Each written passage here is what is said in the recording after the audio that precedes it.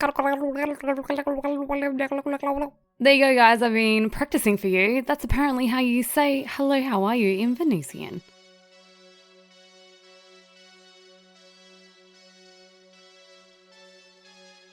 Hello, this is Aya's Valiant podcast, and I am Patrice Johnson, fluent in 15 different alien languages, including Venusian. You don't want to hear my Plutonian. That's terrible. But all jokes aside, I'm pretty excited for tonight's episode because I was pretty bummed after last week. I don't know, I guess I genuinely believed that I would stumble across some kind of smoking gun or like a smoking ray gun for proof of reptilian aliens, and I did the exact opposite. But that's what we're doing here. If we're seeking the truth,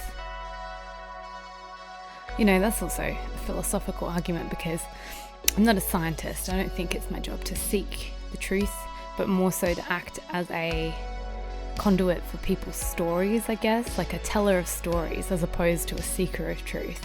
But maybe I'm both. Maybe I like to see myself as both. But I am happy because on tonight's episode, it's a little less dark. Like last week, we were like talking about MK Ultra and all kinds of stuff, like bloody kids dying and everything. Like I'm surprised it hasn't been copyrighted or like terms and conditions violations, because we literally spoke about everything that upsets everybody last week. I hope that this week's a little bit different because this week we're dipping into the Venusian pool. And I feel like this kind of alien story is like in the golden years of ufology. Like everything was real peace and light. We had channelers as opposed to abductees, and you know, I feel like this is the romantic time of UFO alien lore. You know, when all the aliens that people were channeling and seeing just look like an all irregular American boy working at the Pentagon. So there's a fair few famous Venusians that we're going to cover tonight. We're going to talk about all of them, as you can tell from the thumbnail. One very honourable mention is, of course, Nikola Tesla. And, of course, probably the most famous Venusian, alleged Venusian of all, is Valiant Thorr. And I find that story really crazy because, I don't know, I have this theory that perhaps before Valiant Thorr was Valiant Thorr, he was somebody else. And I reckon that he's been around here probably a bit longer than what he told people. Just a hunch. But anyway, at the beginning of the podcast, I welcomed you in Venusian. And I don't know, you're going to have to give me a rating out of 10 how I went. This is the source material that I copied. So I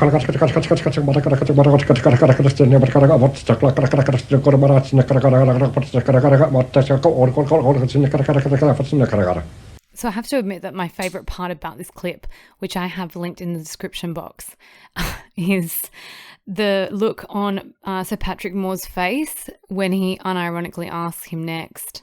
What does that mean, actually? That means, how are all you? I am very pleased to see you this afternoon. How many languages can you speak? You don't even have to see the clip. You can hear it in the guy's voice that he's just fucking bullshitted that. Like, it's like you didn't expect him to ask him what it actually meant. This is what I just love about this time. Like, people just getting invited on television shows to talk fucking alien gibberish. Like, I love it. I love that. I love the mystique of it. It is, in my mind, like, I don't know, the Hollywood Kodachrome version of ufology. So I'm really excited to dive deep into one of my favorite eras of ufology with you tonight.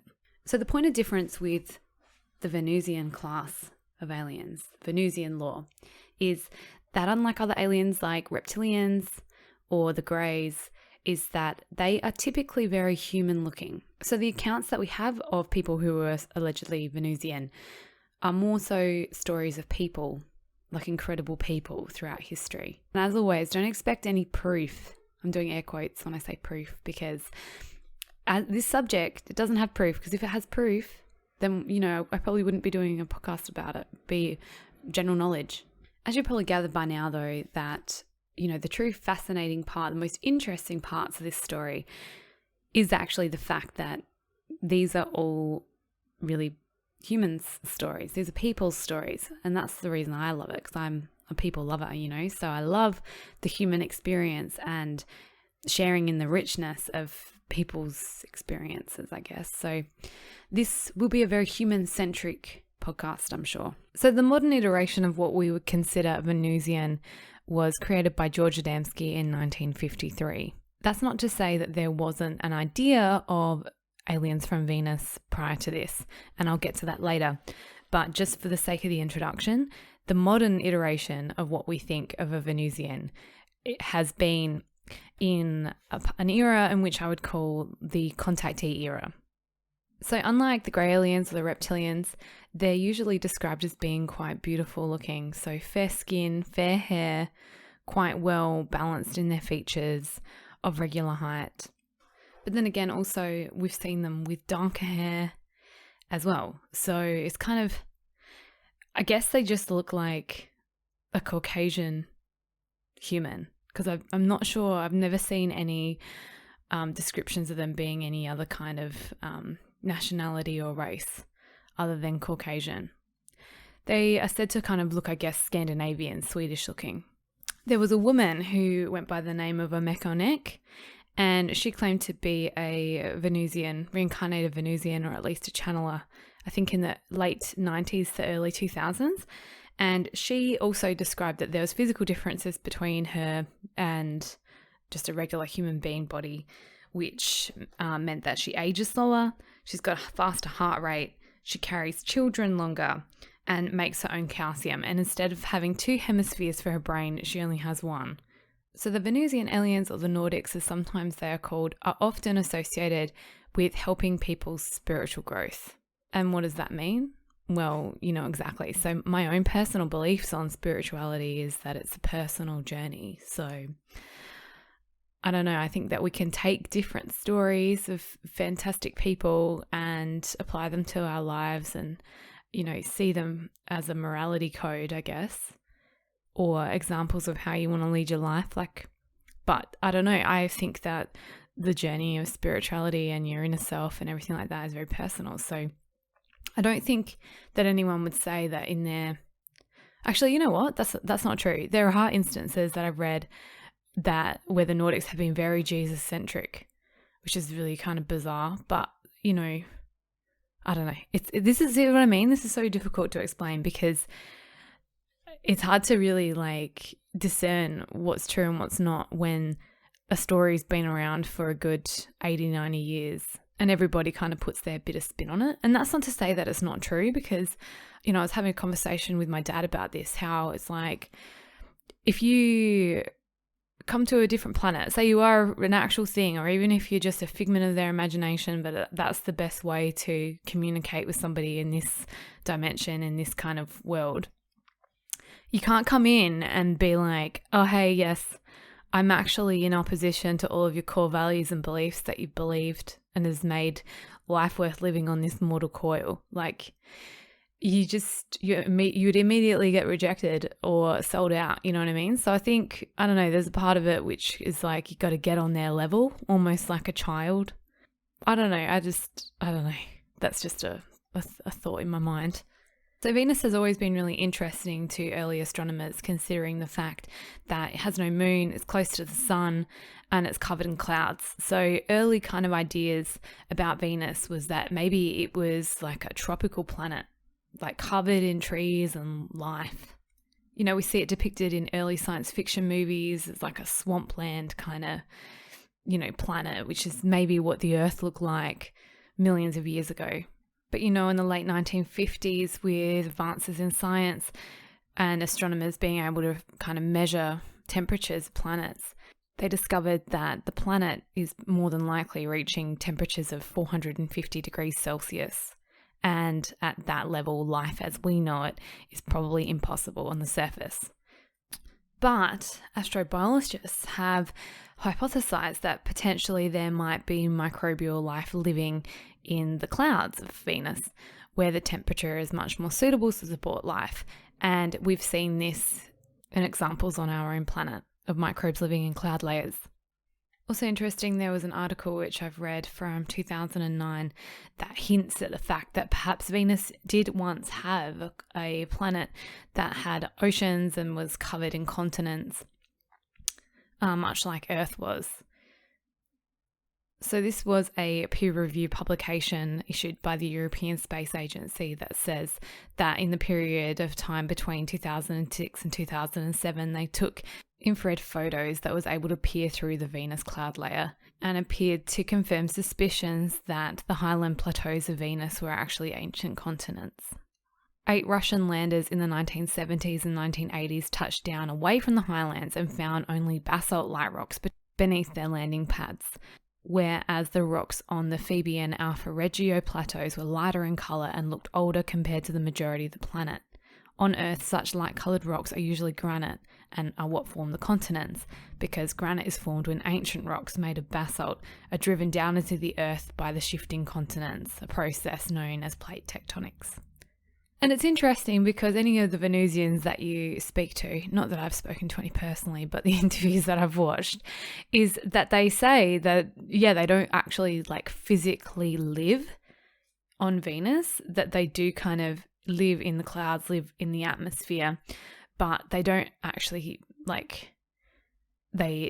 have physical bodies. They say that there is a city, an old city that is on the surface, but no one lives there anymore, but it's protected by some kind of dome that makes it invisible. But that is like an ancient kind of city that they once lived on when they did actually like live on the planet. But now, because they've kind of transcended that way of living, they don't need to live like that anymore. They're able just to manifest their bodies as the need arises, and also kind of just manifest whatever else it is that they need. They're the kind of answers that I hate, because it's like it shuts down any kind of investigation or thought process. Because when someone's like, yeah, we just manifest it, it's like, well, how do you manifest it? And they're like, well, you just manifest it. And normally that means you have to reach a certain level of spiritual enlightenment. Like, there's a whole argument there. It's really interesting. I've read and seen a lot of things about how like Tom Cruise's success and even his, the way that he's so physical and fit and young and all this kind of stuff is that he's almost broken the matrix through Scientology, and that he's able to control his surroundings because he's able to use his mind to create whatever it is that he wants. It kind of takes a whole new spin on the whole I think, therefore I am kind of idea that you can manifest your reality and change your reality just if you're thinking about it consciously enough. But getting back to the idea of the Nordic aliens and Palladian aliens. So George Adamski is probably the most popular name that's associated with contactees in general and Venusian aliens, which he referred to as the Space Brothers.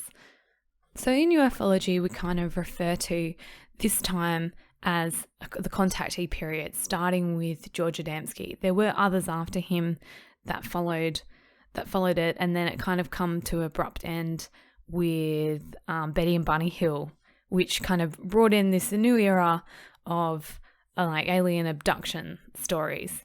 And, arguably we're out of that again now, and then we've moved into something, I guess, maybe more similar to what George Adamski was talking about, like more contactees, more people channeling. Like I see that a lot online. A lot of people who claim to be in contact with other different spiritual enlightened beings, whether you believe them to be a light being or an alien intelligence, So his story is absolutely batshit insane, and I feel like in today's day and age, he would just be labelled a charlatan and a con artist, basically, and that'd be that. Because, yeah, he basically is. He is. He did some very questionable things, and I don't know, but for whatever reason, his legend and his stories have kind of endured. And I guess, most popularly because he produced a series of pictures that he claimed were legitimately alien spacecraft, which when you actually look at them, they look so much like light fixtures. Like, I guess you got to put yourself in the times, I guess.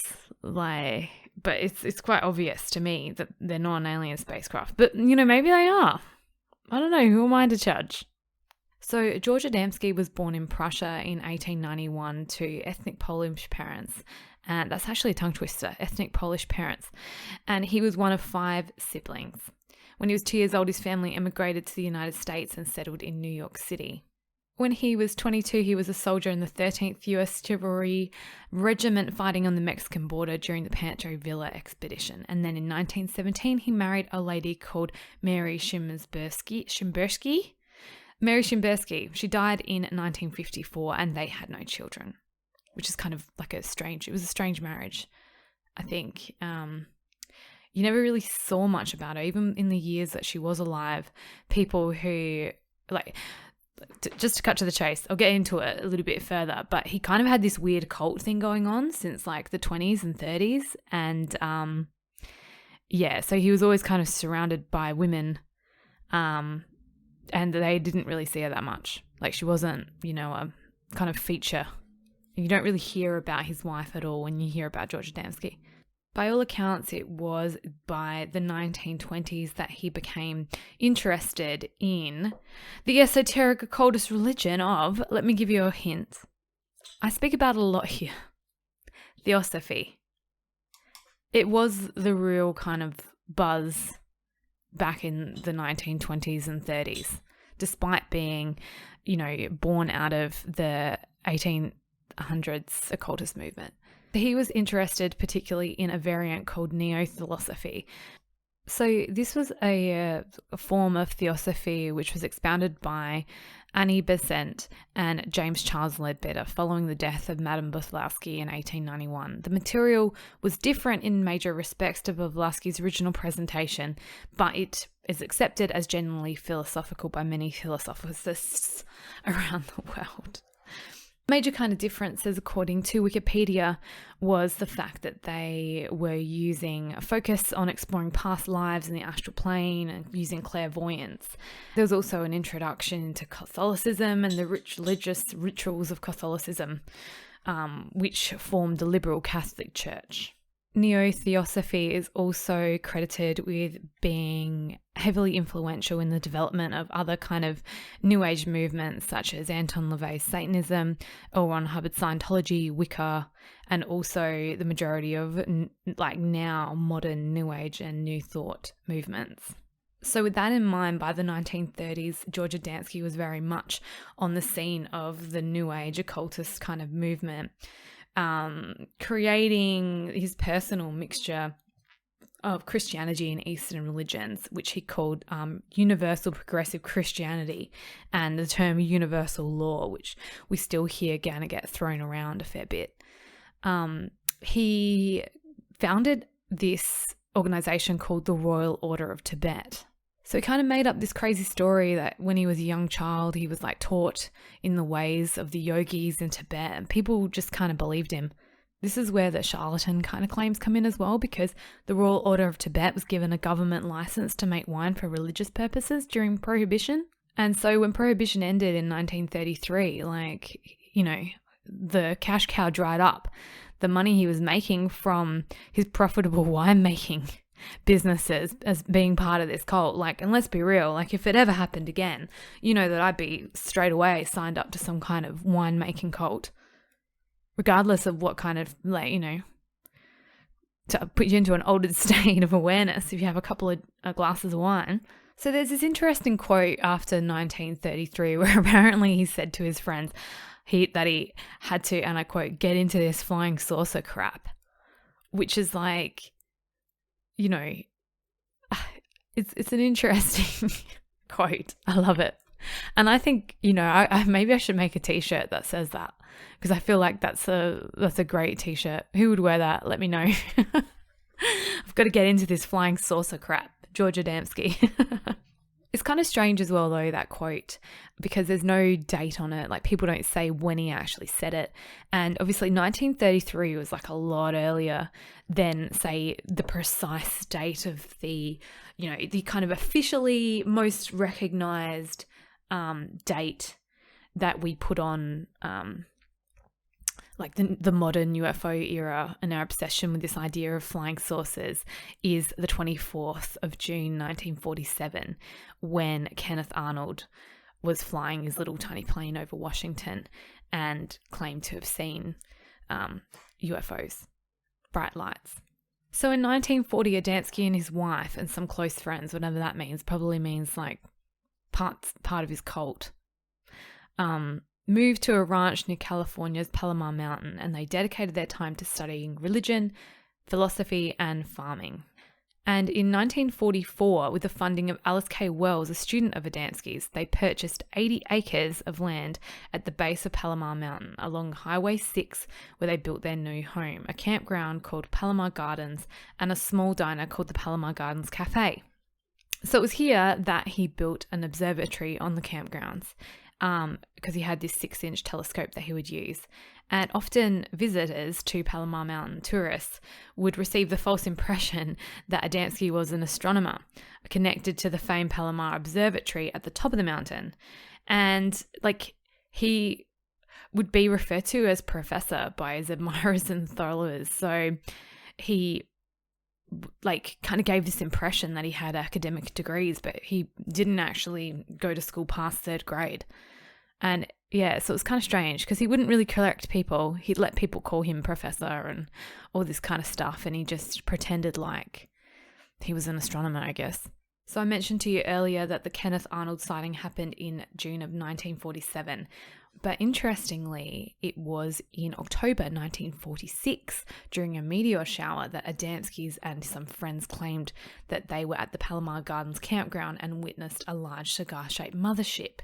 Then in early 1947, Adamski took a photograph of what he claimed was the exact same 1946 cigar-shaped mothership crossing the front of the moon. Then the Kenneth Arnold incident happened, and that's when he came out and said, that he had seen 184 UFOs pass over on one evening. So it was in 1949 that he began giving UFO lectures for the first time to civic groups and organizations in Southern California. He was paid for those lectures. And in those lectures, he made fantastic claims such as, and I quote, "The government and science has established the existence of UFOs 2 years later via tracking a 700-foot long spacecraft on the other side of the moon." He also claimed that all of the planets in the solar system are inhabited. And probably most interesting to me, that he said that photos from Mars taken from the Mount Palomar Observatory have proven that canals on Mars are man-made, built by an intelligence far greater than any man on Earth. So even back then, he was kind of not really taken seriously by his peers. Like even in the 1950s, they were like, this dude is fucking like talking shit. So then it was in 1952 when Adamski and several friends were in the Colorado desert near the town of Desert Center, California. They purportedly saw a large submarine-shaped craft hovering in the sky. So then shortly after, a scout ship landed and a Venusian that George Adamski called Orthon disembarked and sought Adamski out. It's interesting because there was like signed kind of, what do you call them, affidavits, or I guess like sworn statements by the people that were with him that they saw him with this Venusian ship and that they could see him meeting with someone in the desert. That's a point of conjecture though, because a lot of people, they signed it. They said they saw something with him and they saw strange things happening, but really it was just like flashes of light. Like they could just see George, but like flashes of light. And there's a lot of people who believe that maybe he just had a mirror that he was kind of like shining around to make it look like something magical was happening, when really it was just him out there by himself. And just the fact that these people were out there, once again, kind of speaking to the power of belief. And, like these people were out there expecting to see a UFO, expecting to see something. And he's kind of like orchestrated it so that people were around, so that he had witnesses to add, I guess, to the spectacle. So he met this guy called Orthon, and he said that he was a medium height humanoid with long blonde hair, tan skin, and was wearing reddish brown shoes. Said that Orthon communicated to him via telepathy and through hand signals. So apparently in this conversation, he warned of the dangers of nuclear war And Adamski later wrote that the presence of the inhabitant of Venus was like the warm embrace of great love and understanding wisdom. Although Orthon himself refused to allow himself to be photographed, he instead asked George Adamski to provide him with a blank photographic plate, which Adamski claimed that he gave him. Another part of the story, which is a bit weird, is that there were casts made of Orthon's shoes, which had these mysterious symbols on them. And like, I've read this skeptical book of George Adamski, and the guy who like brought the plaster to make the shoes, apparently like there was this idea that he was an anthropologist or something and he always had it with him. But the truth is that apparently they had met up and George Adamski had put himself in a trance and like told this particular follower that on this day he needs to bring plaster of Paris, you know. Just really takes away from the credibility of the story, I guess. Later on as well, there was like this, he was a shoemaker apparently that was involved in UFO circles, and one of these casts had been taken to him and asked them to like kind of recreate this shoe, and he was like, it's not a shoe, there's no way that this is the sole of a shoe. And also apparently there was issues with the indentations, like that it looked like it was too deep to be the weight of someone that claimed to be, you know, by all intents and purposes, like just a regular kind of medium-sized man. But then obviously like believers of George Adamski's claims said that just proved that Venusians have a higher density on Earth than what they do, like what a regular human would, and all these kind of things. So sorry, that's just a bit of a tangent, bit of information that I came across. So then after this encounter on the 13th of December 1952, Adamski received back the photographic plate that he had given to Orthon, and when he developed it, he discovered that it had a series of different symbols on it, and also it was during this meeting that he took the now famous photograph of Orthon's Venusian scout ship with his telescope, which looks very similar to a chicken brooder, which is something that you put over newly hatched poultry to keep them warm. Yeah, so it looks like a surgical lamp. It looks like a chicken brooder kind of thing. But apparently it's a Venusian scout ship. So I guess the reason, though, why we're still talking about George Adamski now is because he released a book which was called The Flying Saucers Have Landed.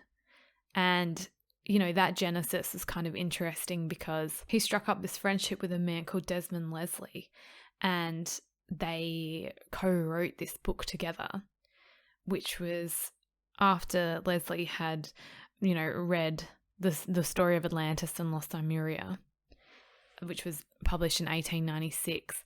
And then they kind of culminated their like stories together and created this book, Flying Saucers Have Landed, which became a bestseller. And you know, that is the reason why it's kind of like a key text of this kind of New Age movement, and probably the reason why we still hear it kind of, you know, referred to so often. And this is the kind of point where it gets a little bit religious with everything, or at least at the very minimum, like spiritual, because he starts speaking about things like, you know, that the Nordic aliens worship a creator of all. And then in a later book published in 1955, he claims that Orthon, still his mate that he met a little bit earlier, took him on a voyage of the solar system, and he visited Venus, and that he met his late wife who'd passed away because she'd been reincarnated. And then he claimed on another voyage he met an 1,000-year-old elder and philosopher of the space people who was called the Master, and that the Master discussed philosophy and religion with him and Earth's place in the universe. And he says that that's when he learnt that he had been chosen by the Nordic aliens to bring their message of peace to the Earth people, and that other humans throughout history had also served as their messengers, including Jesus Christ. He claimed that aliens were peacefully living on Earth and that he had met with them in bars and restaurants in Southern California, which I guess, you know, if you are going to meet aliens, and if they were going to be anywhere, they would be in Southern California. So now this is the part where it is very crucial to note that he has already previously in the past 20 years expressed interest in Eastern religions and, you know, theosophical beliefs, because this, once again, all ties in. Nothing's original. It's just been recreated. And I'm not saying that that means that it's not true, but I am saying that it does follow an already existing narrative that he just happened to, I guess, capitalize on. So when I started to research this, the process that I kind of go through is I kind of cast a wide net. So it starts with, Reddit, stuff on YouTube, all of that kind of jazz. And I came across this YouTube channel of this girl with maybe like 5,000 followers or something. I'm not quite sure. I'll see if I can find it. Anyway, she was talking about the Venusians and their messages for world peace and all this kind of stuff. And then out of nowhere, she just kind of drops this name. And the name is Sanat Kumara. So you might remember that earlier on I mentioned that George Adamski followed and kind of believed in a form of theosophy called neo-theosophy, which was brought to prominence by Charles Webster Leadbeater. Leadbeater? I'm not quite sure exactly if what the correct pronunciation is. So when this woman is talking about the Venusian aliens and stuff like that, she brings up Charles Leadbeater and the fact that he would do this ritual to Venus, right? And would talk about this entity called Sanat Kumara. So first and foremost, he is an entity of post-1900s theosophy. They refer to him as an advanced being, someone who is the head of the spiritual hierarchy of Earth and lives in Shambhala. Shambhala, of course, being the floating city manifested on the etheric plane somewhere above the Gobi Desert. So here's the strange thing though, because theosophy takes from other religions and Eastern religions, he was a rishi in Hinduism, and that there is a shrine to Sanat Kumara which attracts and unites people from all around the world, all different faiths, that's located in Sri Lanka. And in Sanskrit, the word Sanat Kumara translate to the term eternal youth. And so it's a theosophical idea that Sanat Kumara descended from the etheric planet of Venus. So in the like how I was saying with the other kind of Venusian woman that says that they don't actually physically live on Venus, but they come from there, but they're not really from there. They say that he came from Venus to Earth 18 million years ago. And they say that there was other Kumaras that came with him from Venus who were called the Lords of the Flame. And so interestingly, there is a governing council of these particular Kumars called the Seven Holy Kumars, and Sanat Kumara is one of those seven. So what's really interesting is if you're listening to this and if you have any kind of history or knowledge about Christian belief and Christian mythos, that just sounds like fallen angels. That sounds exactly similar to the way that they describe the fallen angels, even the term Lord of the Flame and stuff like that, when you think about and even the planet Venus being the morning star, being Lucifer in the sky, the enlightened one, So yeah.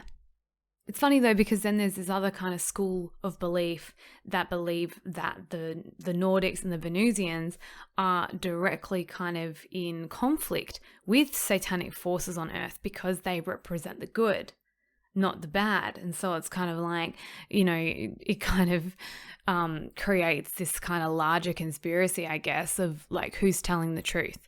We're being told that the good guys actually come from the place that we've been indoctrinated and taught over a couple of thousand years, that's where the bad guys come from, Another kind of interesting aspect of it too is the kind of almost immortal qualities of these Venusian beings. They don't age. Even the name Sanat Kumara literally kind of translating to eternal youth. And see, that kind of almost ties back into the biblical story too, that Jesus never died, and that he rose again, because they believe that Sanat Kumara may have actually been Jesus incarnated once, or been that Jesus character at some point. And when we do speak about and look into other kind of well-known stories about immortals, I guess the first person that comes to mind is the Count of Saint Germain, who was probably the most, I guess, compelling case for someone potentially being an immortal or ageless in some way. And interestingly enough, he is often associated with the planet Venus as well. I feel like I'd love to do an entire episode on the Count of Saint Germain and just kind of really look into just how kind of credible those claims are, because there are just some like magnificently outlandish stories about him. And, you know, there's like a little part of me which thinks that perhaps it was kind of more like a dalliance of the kind of the courts of the time to kind of keep alive this idea of this magnificent gentleman that graced their court, and they have this fantastic kind of story which then gets around the other kind of well-to-do families and royal families of the time, you know, that they've had this magnificent man come and he can play every single instrument in an orchestra, and he has a gold chainmail that once belonged to a Roman emperor, and, you know, those kind of stories. But just for a little moment, I like to suspend my disbelief and believe that that person truly existed. You know, as I was researching this, I have to admit that I actually had kind of this idea pop into my mind that, you know, thinking about Count Saint Germain and his immortal status, how he didn't age and how he seemed to like look the same the whole time. You know, the same is said for, like, in this, it couldn't be an episode on Venusians. I'm actually surprised that I've gotten this far into it without mentioning Valiant Thorr yet. You know, but he had that same kind of rumor about him, that he didn't age, that he worked at the Pentagon for X amount of years and never aged. And, you know, that there is even, I guess, like rumors now or stories that he is still alive and still looks exactly how he did. But obviously, like, you know, if you become an immortal, I guess you just disappear for a period of years and then you can re-emerge in a different kind of incarnation somewhere else, like, and no one would be none the wiser because they're not looking for someone who's not aging. They're not looking for somebody that, you know, looks exactly the way they looked 80 years ago. And, you know, that's kind of what happened with the Count Saint Germain. Like, just quickly, there's a story about this woman who was at a ball and the Count came up to her, and she was an elderly woman at this point, and he asked her to dance. And as they were dancing, she said, oh, you know, did your father live in, you know, like Prussia in this year or whatnot? And he goes, no, but I lived there in that year. And the woman's like, well, that couldn't be possible. You only look about 40 years old. And it must have been your father, because I danced with somebody that looked exactly like you on my 21st birthday. And he said, no, I remember you, Countess. Like, that was me at your 21st birthday. And she was like, it's not possible because you haven't aged. Kind of funny, because when you Google Valiant Thorr, like a rock band comes up. So for those who don't know, the legend of Valiant Thorr is that in mid-March 1957 in Alexandria, Virginia, a policeman witnessed a UFO landing in a field. So a tall white man emerged from the craft and approached the officer, calmly identifying himself as Valiant Thorr.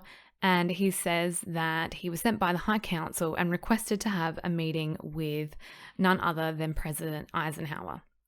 So apparently the policeman took Thorr to the Pentagon, where he eventually spoke with Eisenhower, the Secretary of Defense, and other Joint Chiefs. Apparently after this meeting, he was then given a 3-year VIP status at the Pentagon, where he conducted numerous meetings with people of high influence in the United States government.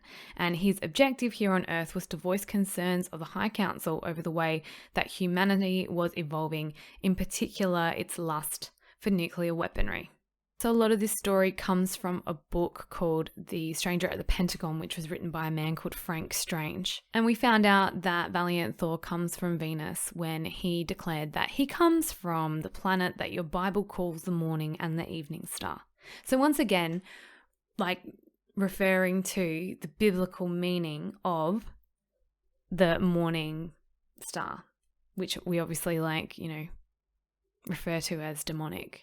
But also, interestingly, there are times in the Bible when Jesus is also referred to as the morning star. So I guess, you know, there is that kind of double meaning. So you have to remember as well that this is a few years after apparently Eisenhower had his meetings with the Palladians.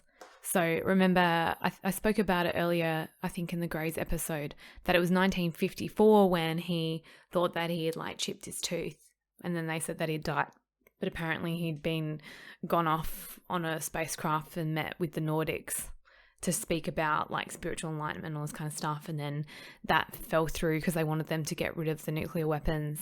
And then they apparently made a deal with another race later, which is the whole kind of agreement to allow them to abduct people. But then obviously not happy with that, perhaps, and then this council had sent Valiant Thorr to come and meet with Eisenhower, you know, as a last-ditch attempt, I guess. It's so interesting that there is so much more than any other president. There is so much about aliens surrounding President Eisenhower. And this story in particular is pretty interesting because there's like a series of photos of Valiant Thorr. None that I can see his hands, because apparently he was meant to have 6 fingers and 6 toes. So apparently the book that was written, The Stranger at the Pentagon, was came about because in December 1959, he got in touch with a top secret secretary, Valiant Thorr, knowing that he only had like a couple of months left of his time on Earth. And he got in touch with this writer, and that's how we got this book. And apparently that Valiant Thorr stayed friends with Frank Strangers until his death in 2008. Apparently Valiant Thorr, obviously Frank died in 2008. So I'm not quite sure if this is accurate now. Isn't that funny, talking in terms of accuracy in this topic? But apparently he was in a cloaked spaceship residing near Lake Mead in Nevada, and that's where him and his entire complement on their spacecraft live, in that vicinity. So as I mentioned before, the timeline of this with Eisenhower is kind of crazy, because obviously we've had those original kind of contacts in 1954, and then we obviously have 1957 when Valiant Thorr rocks up and he's the representative of the High Council to the Pentagon, which all kind of sounds really crazy, but it gets even crazier in the timeline when you consider that there was apparently a secret project called Project Penguin, which operated in 1952, that was, part of the Edgewood Arsenal, MK Ultra, use of hallucinogenic drugs and things like that to try and contact off-world non-physical beings. And this all kind of draws into as well the statements that the Canadian Minister for National Defence, Paul Hellyer, made in 2013 when he made this assertion that he knows that there's some kind of federation of entities that are watching us. So Valiant Thorr claims that he's a representative of the High Council, in air quotes. And interestingly, believers of this theory of these experiments conducted in 1952 believe that scientists invited a Hindu mystic and doctor called D.G. Vinrod to a channeling session, and during this experiment he went into a deep trance and made contact with a group of entities called the Nine. Apparently they got into contact with this entity who claimed to have the name Atum, which is the creator god of the ancient Egyptians. So I've tried to kind of find any kind of proof of this happening there, which is obviously harder than it looks, because most of the time you find these stories and they're on some obscure blog or website, which maybe it was on an obscure blog or website, but then they've lost their domain name or whatever. So I just try to kind of look at it from a grassroots level and see if there's something that I can grasp onto that has any kind of credibility. And I guess that the person, the easiest way to do that is to look at who conducted these experiments and who was in charge of them. And it was a man called Andrea Purich, who was a medical and parapsychological researcher, medical inventor, physician, and an author.